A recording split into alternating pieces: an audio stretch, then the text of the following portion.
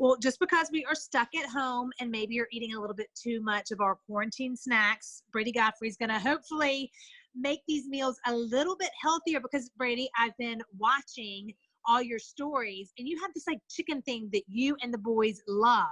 Yes. So, as you guys know, one of my go-to meals is a salad or something like that with a protein on it. And chicken is just really easy to do. But I pulled out the air fryer during quarantine because what else did I have to do besides homeschool and air fry? And it looked really overwhelming at first. My mom gave it to me for Christmas, so I just kind of threw it in the cabinet and didn't touch it. And so I brought it out and it was super easy, but I've been doing, and it's really super easy recipe. You can do it in the oven too, so you don't have to have an air fryer. It's just faster that way. I've been doing just regular chicken tenders, and then I coat them in almond flour, an almond flour mix. So you beat an egg up. I do 1 or 2 eggs. You take the chicken, you turn it over in the eggs, and then you'll put it in your mix and just kind of coat it. So I usually do the almond flour mix.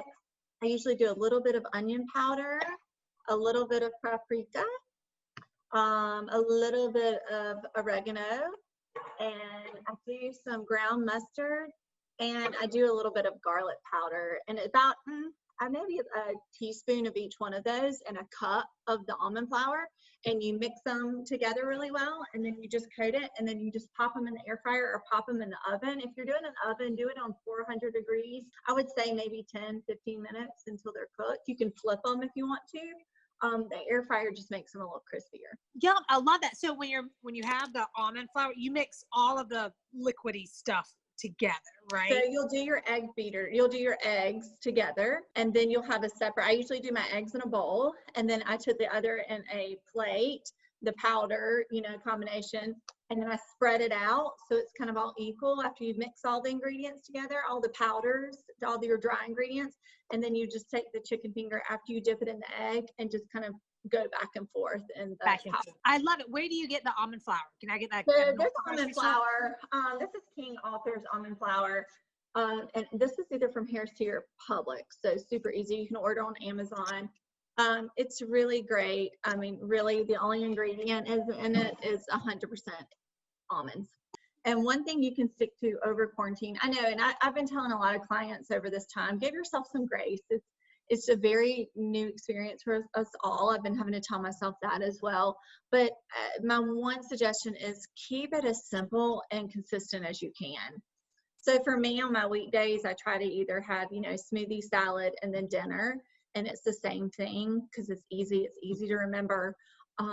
And now that our grocery stores are fine and we shouldn't have any shortages, you can keep on the same and then leave your weekend time for a little bit of more flexibility. The reason why you're craving sugar and those high processed foods is because we're in a little bit of stress. So you're working, you're doing e-learning most likely, we're stuck at home with our spouses and everybody else. It's a little stressful.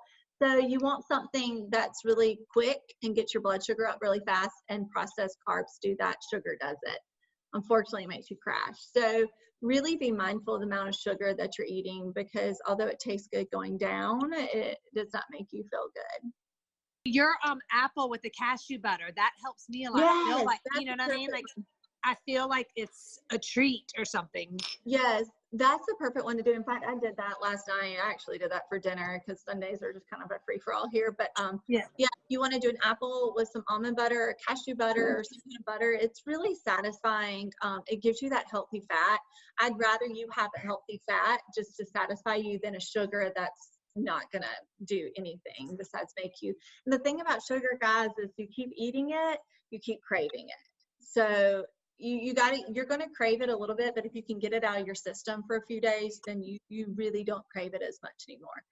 I know. Okay, girl, we're about to put that to test. I'm gonna let you know on Wednesday if I'm still. Yeah, you need to update. You should do the no sugar challenge with us.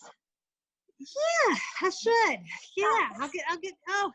Oh, look, our time's up. I hate that. No, but that's for real. I am. Don't eat your Skittles. Yes, no, I threw them away because I don't have enough self-control. So they're in the trash can. They're done. They gone. Love it. Thanks for giving us a little sneak peek into your house. Y'all can follow her Thank you, online. guys.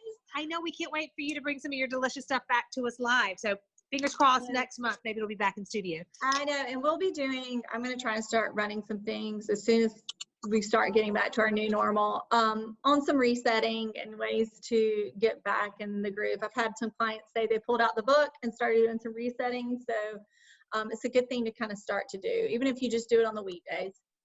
Yes, get us in. Well, thank you, Brady. We appreciate you. Hey, thank you. Alpaca your bags for a living upstate adventure.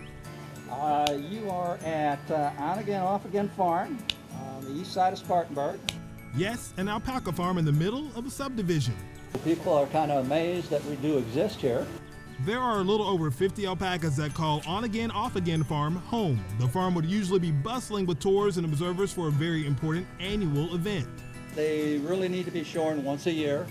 And the biggest reason is not because we want the fiber off of them, but because of the heat. If you leave it on for too long in the summer, they actually can get heat stroke. The coronavirus has ceased tours for the time being, but the shearing must go on. It's basically, I'm trying to get the blanket off in one piece. Jurgen Kopp, and a farm volunteer, is focused on keeping the animals safe in a process that takes about 30 minutes per alpaca. The team will check their teeth and clip their nails. Think of it as a spa day. No animals are harmed during this process, with the restraints meant to keep both the animal and the workers safe. There are several quality tiers to the alpaca fibers. The hypoallergenic and super warm prime coat can be used for yarn and even garments. And just like their name says, as soon as it comes off, it will come on again, and hopefully soon they'll be able to share their incredible animals with the public. In Spartanburg, I'm Jamarcus Gaston.